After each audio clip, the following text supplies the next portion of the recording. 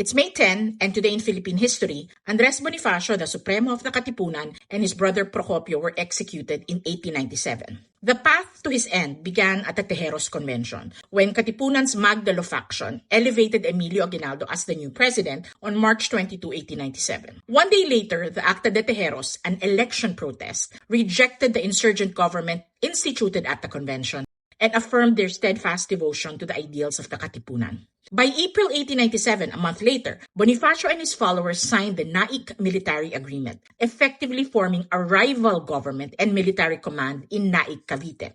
Not many people know about how Bonifacio's splinter government escalated tensions between the factions and was the core of the charge of treason. By May 1897, Magdalo forces led by Colonel Agapito Bonzon and Major Jose Ignacio Paua stormed Bonifacio's camp.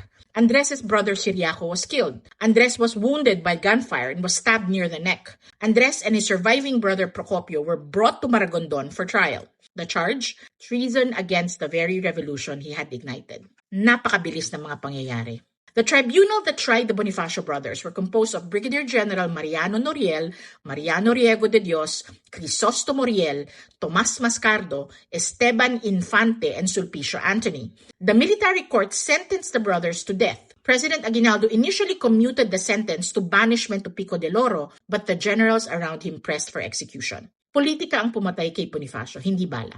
The grim task of executing the Supremo fell to Lazaro Macapagal, who later recounted the event in detail.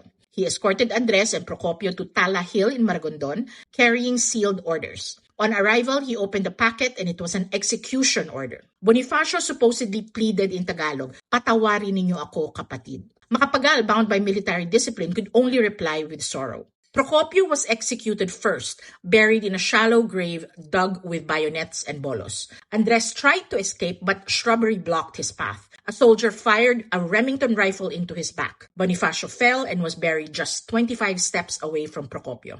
Historians remind us that Bonifacio's death raises painful questions. We commemorate him on his birthday, not his death, because the latter forces us to confront uncomfortable truths. That villains in our history were not only colonizers, but sometimes our own leaders. Minsan, ang kalaban ay nasa loob ng bahay. Bonifacio's legacy endures. His vision of a nation free from oppression inspired countless others. His death, tragic as it was, underscores the cost of division. Genuine national development requires a sense of nationhood that goes beyond the factions.